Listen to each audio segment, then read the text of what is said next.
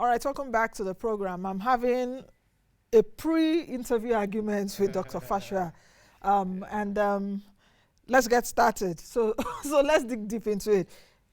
You're speaking to me today as an economist, strictly, you know. So let's get started. At the beginning of the program, I did talk about the credit ratings downgrade by Moody's. For Nigerians that do not understand, let's just quickly educate or inform them what a credit ratings mean and why it is necessary. Well, basically, you know, for those of our friends who live in diaspora, they are used to it because even individuals have credit ratings and people live for that credit rating. Sometimes it determines even the kind of job you can get, where you can live, determines everything, which kind of car you can drive and whatever.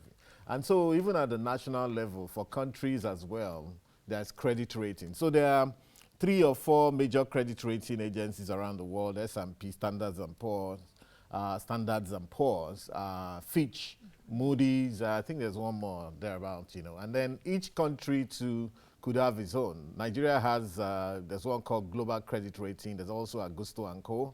That's what they do. So basically, it's like for them, what their work is to look at the financial position of each country and make a judgment call to say, okay, you know, this country, we think you're very good to go, and so on and so forth.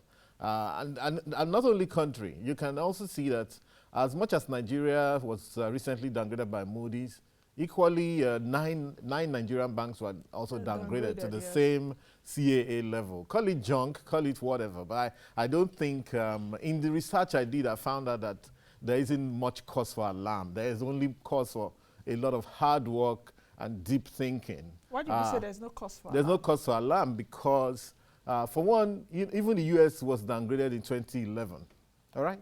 When in that Great Recession, when their banks had problem and co. In fact, I now went deep to find out, okay, so how did the US debt grow to the level it is right now? And, you know, about 34.2 trillion, which is almost 130% of their GDP. I realized that even the monies that they give to banks and that they give to car manufacturing companies, that they gave to even AIG and insurance companies, and then those monies that the government actually gave them, maybe printed and gave them, you know, that's what it is. You know, the Fed has the ability to create money. Those equities are still in those companies. So are they ever going to be repaid? So I did quite a bit of research to find out how do countries get into debt and how do those debts grow. I realized that for the major countries of the world, UK, US, they started getting into debt, you know, as a result of going into war, and then when major things happen. And somehow those debts never actually really get repaid. And in fact, I must say that I was having a discussion with Professor Uche Waleke, and he was saying that, look, these are ways and means that we're talking about. You know, what do you think should be the way to resolve it? Shouldn't it be written off? And I said, what? That sounds a bit, you know, crazy, but let's think about it. How do other countries actually resolve their own? I realize that many of those debts are just sitting in the books of, in fact, there's $31 trillion sitting in the books of the Fed as we speak. Now, Dr. In Fasha, terms of you're calling it debt. The Fed. Yeah, The Fed, which is the central bank. Yes, which is a central bank, which is like a global central bank. Yes, it's a global. Fact, let me also let you know, it's not a global, it's a U.S. Federal Central Bank. It's privately owned as well. Let me land now. It's not even like Nigeria Central Bank. Yeah. This is a Fed that... Yeah. You're smiling because you know I'll come at you. You come at me. I'm waiting for you. Yeah. This is a Fed that prints the dollar. Absolutely. Well, the dollar is like, yes. Plus or minus. Yes, exactly. And the dollar, it's like exactly the major currency of the world. You can exchange the dollar for any currency, which Nigeria does not have the luxury. Absolutely. Agreed. You understand? This is an economy that you're talking about that is the biggest economy in the world. It can print. We've seen what happened during COVID, helicopter money everywhere. They can print and pay. Nigeria does not have the luxury. Yes. Nigeria does not have the luxury. Okay, see what we've done with the ways and means which you mentioned. That has really put us into it's not supposed to put us into trouble. Interest, I think my research shows it shouldn't put us into that much trouble. That's the truth. In fact, I realized that, the U.S. debt has grown from 2016. As at 2016, the U.S. debt was $16 trillion. The economy was $16 trillion. As of today, the U.S. debt is $32 trillion, has doubled since then, and the economy has grown to 23 trillion. The same for the UK. The same for the UK. No, wait. Okay, let's talk about UK. Can we talk about UK? It's also the same. No, it's not quite the same. The UK doesn't have that much, leverage to print and pay. Therefore, it owes, for example. But I'm saying that what we have realized is that, look, but the pound is a bit stronger than the US dollar. Apart from again, now that they're having issues. You know that we always talk about that again, because again, why should the pound even be stronger than the US dollar? The economy is not as big. The economy is not as complex, And so why should it be? For those people who try to tell me that the currency value is just a measure of the sophistication, that's not only, it's also a measure of, it's partly, and also it's also a function of history and a function of politics. Therefore, the pound today, if you are going to match it with the US right now, dollar, if you were going to match it size for size, sophistication for sophistication, probably should be 20 pounds to $1, but it's not. But that's their own problem to deal with. But what I'm trying to tell is that the only way out, for an economy, and this is how economies are grown. The mistake we made is that we wait for cataclysms to come and, move these indices for us. We should actually be thinking of, if you really want to grow debt, to actually really grow your economy, in which case you have to be targeted. It has to be targeted very specifically towards some things. Maybe if you want to do production, infrastructure. What has the debt been targeted towards? So unfortunately for us, just wait. You know that. Payment of salary. It's not. Wait, not only that. This, for example, the ways and means actually doubled in 2020, 2021. It was from 11 trillion jumped to 22 trillion, 23 trillion today. Mind you, the House of Reps approved 1 trillion extra. That meaning for the supplementary budget of 2022, meaning that the government actually has no other option. The problem we have is what's the kind of deep thinking that's going on within government circles to grow the economy, not only to grow revenue. There are always so many ways of growing revenue, I must say. And I don't know if you listened to the chairman of FRS, I think earlier this week, when they declared 10.1 trillion, and that was quite a remarkable performance, coming up from 6.4 trillion. Fine, come on, so coming from 6.4 trillion, about 60% growth in that, about 60% growth in a year, not too bad, but he actually said that we could have done a lot better, but they had also some funny challenges, within the same government, some agencies suing FRS within the same government for the same money, and sometimes when they're chasing the same one revenue source, they end up losing it because the people will come back to them and say, well, we don't even know who to pay to, therefore we're not paying. Remember that there was a time that the Minister of Finance, Zainab Ahmed, pushed for, and in fact, I think it's inside the 2022 Finance Act, a 5% tax on telephone, on airtime and text and all of that, only for the Minister for Communications and Digital Economy to move against her openly and say, well, they didn't contact me. And unfortunately, the president did not call the two of them together and say, my friend. So look, there's a leeway. From what I've seen FRS do this year, for last year, I think that even that revenue, they should be targeting 20 trillion, even though they said they want to target 12 trillion. Who are the people they will tax now? That's just efficiency. Just tax efficiency is what we're talking about. Just tax efficiency. Remove all of this internal bickering. You can hear what I said. Internal bickering, big manism, ego trips from one minister to the other, one agency to the other. Are you kidding me? You need a serious leader in the center to say, listen, we have something to do. So target 20 trillion, target 30 trillion. If you can drive 20 trillion in this economy, and I know you can, all right, that means that you can begin to easily do budgets of 40 trillion, 50 trillion. Grow the economy. No. So the idea is to grow the economy. In fact, what I found out in the UK as well, 2006, their budget, their debt to GDP ratio was about 40%. As we are speaking now, is 100%. COVID loans, where are COVID loans? COVID loans is what made Ways and Means balloon out. COVID loans is what made the US, the Fed, sitting on 32 trillion as I speak to you. COVID loans is what took UK debt to GDP ratio to 100% as I speak to you. Why are we actually roasting ourselves? You see, because we waited for that act of God, a sort of force majeure. A sort of act of God to come, call it COVID, to come through everybody, because that was a time when even nobody could go out and look for any revenue. No FRS couldn't go out, nobody was working, farmers couldn't even take their goods to the market and co. That was a once-in-a-lifetime kind of event. It had never happened before, not even in 1920, 1918. That happened. There was no time at which the world was shut down and people were told not to go. The whole world. Remember that 2020, the global economy was now very, very globalized. Everybody was linked together. You know what I'm saying? So we waited until that to happen. We shouldn't wait until such things to happen before making a move to grow our economy. The question is, what are the reforms that are needed to get us out of this almost junk status? I agree with a few things that you've said in terms of we need to grow our economy. These economies which you are comparing us to, as it were, these are economies that are a bit stable. These are economies that when they are, when they are in trouble, they know how, when they are in trouble, they know how to fix it. They just have the political tools. Yeah, they're a lot more stable than we could be. Do you understand what I'm saying? In terms of, than we could, their sectors are quite developed and all of that. But here, what we are saying now is, where we are right now, Nigeria's credit rating is at par with Pakistan.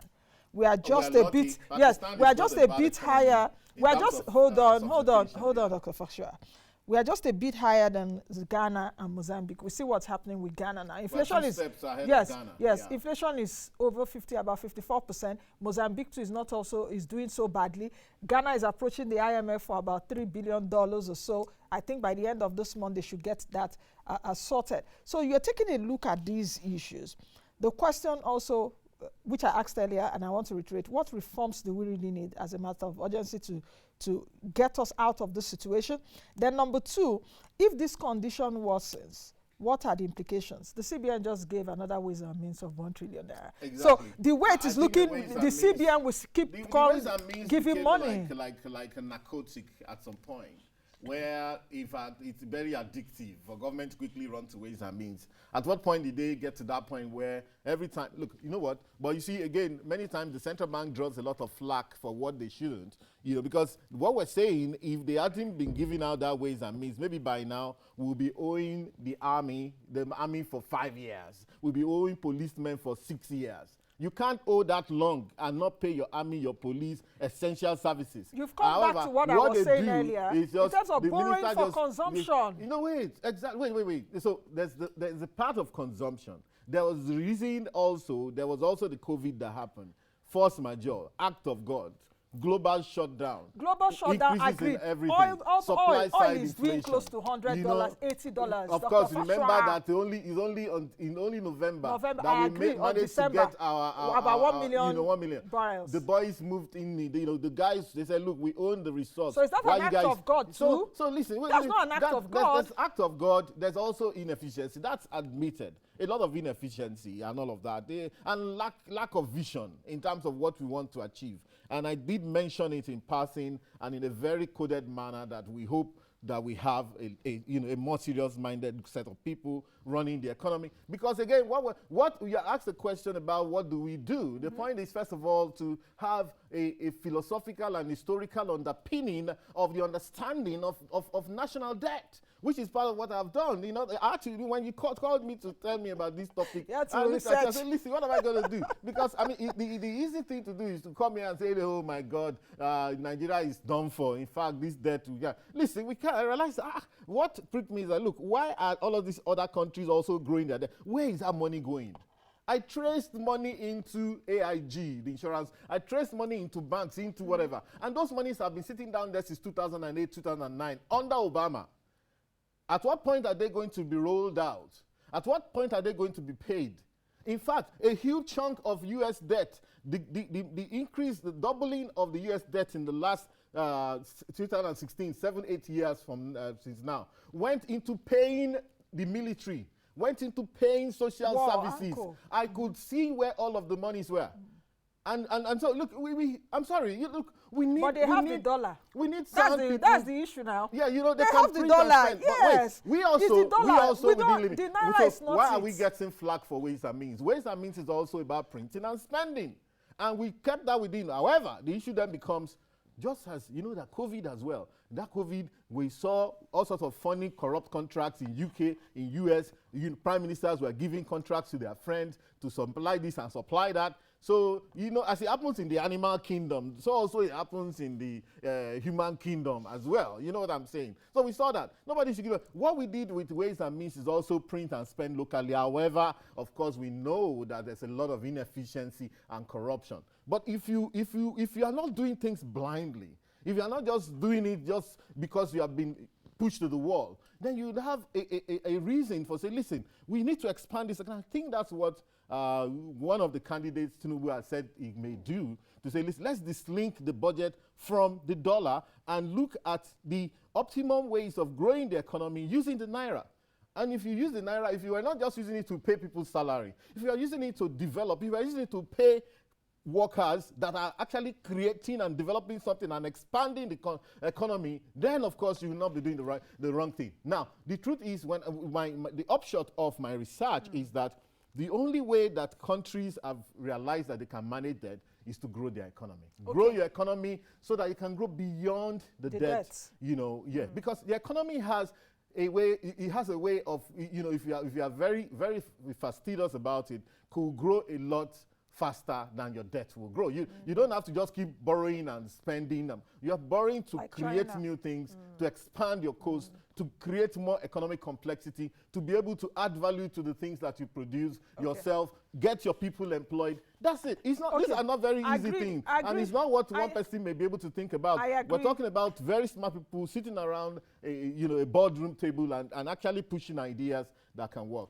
However, let me make one point that one of the problems we have in the field of economics is that for some reason, many of the guys who run economies around the world today, the neoliberal guys, they cannot dislink history from economics. And you cannot dislink history from economics. In fact, every time you're stuck, you don't know what to do, go back to history and find out how they've done it in the past. Go to countries that have been there and done that. Okay. The explosion now, of we have about 5 minutes to the end. The explosion of the real estate sector in the UK, the explosion of mortgages, the explosion of council houses, and all of that in the UK. You can trace it back into the post-World War II. What they had to do, they did what they had to do. They borrowed, you know, and they did what they had to do, and many of the monies are still there. I don't think that reasonable people will say that debt is bad. The question is, you have good debt and you have bad debt. Yes. What are you using the debt to do? Now, if we take a look at what has happened, what would you say would be the implications very quickly? Because days after Moody's downgraded, just this week, we saw our Eurobond prices tumbling. Exactly. 9 banks were also downgraded due to a harsh operating environment. Banks like Zenith, Sterling, First Bank, GT, Access. I think 9 banks have those are mentioned. key banks, I think, you know. So what are the implication is clearly that it's more expensive for us to borrow. The implication is that even the debt servicing will go up. You know, right now we know what trouble we are with debt servicing. But I believe that if we, you know, if we're paying 80% of our revenue for debt servicing, it probably will ramp up to 85, 88%. But that's if we stay in one place. Again, go back to that FRSC thing that I mentioned. And there are so many ways of generating funds in this economy. I mean, this is an economy like, you know, when they said but before, generating 10 trillion. In the beginning of the world, our revenue demand is more than 10 trillion. Oh, absolutely. That's just one aspect. You know, we have GOEs that are running all over the place. We don't know what they're doing. We have all that inefficiency in government spending, the fact that guys, when they come into government, guys are only interested in, you know, maxing out. Everybody wants a big car, a big house, a big this, a big that. You know, when you slow down on some of that, let's get serious. If we could hold our breath for 3, 4, 5 years, okay, in this country, we can make something good of this economy. And we know we're heading somewhere, you know, but the point is, it's all about growing the economy. For now, it's going to be a lot more difficult for us. You know, the Euro bonds are actually floating rate bonds, meaning that every time they're adjusting upwards, it's unfortunate. You know, perhaps we could have, now they're looking, I remember when Kemi Adeosun was here, and she was moving us towards foreign debt. I was one of the people who opposed that. And she knew that. And one day she targeted me on a Channels TV interview. I said, you guys keep on saying we shouldn't borrow. And you wanted to go and take us wholesale into that borrowing. But the point is, what were we doing with that money? And did you have a clear roadmap to say, listen, this is where we're going? But when you go for foreign debt and you go for floating rate debt, not fixed rate, not the ones coming from IMF, World Bank that are a bit cheaper, or even Chinese. The Chinese loans were not too bad because that one you'd actually see the infrastructure on ground. All of these rail lines we're talking about that Chinese made, a few roads, all of our airports, you know what I'm saying? You have to know where you're going. So at the end of the day, but that is not bad. It's not the end of the world. It's going to be a lot more difficult. We need real thinkers in government going forward. Okay, that's what we need now, and we need to grow the economy. You know, there's nothing wrong. We should target double-digit growth of the economy, and we'll probably be able to. We would actually, those same Moody's and co, they will come back and upgrade us. That's how it's done. The UK was downgraded in November last year. Was downgraded. Italy was downgraded in June last year. Greece. Almost Greece as well, you know. So all of those countries, that's no big deal. You know, yeah, call it junk status now. Deal. Call it junk status. No, it's not. There's no big deal for people who are ready to work hard. There is big deal. Good. For people who are ready to work hard. If we get out of that situation, but if we continue like this, we're in a dangerous position. For me, I'm undaunted, ordinarily speaking, because I know if you give me the opportunity, I'll fix this, ordinarily speaking. Okay. But I'm not looking for a job anyway. Okay. Thank you, Dr. Tokpe Fashua, for coming. Thank you very much. On today's edition of the program. All right, I've been speaking with Dr. Tokpe Fashua, who is the Chief Executive Officer at Global Analytics. He's also a renowned economist.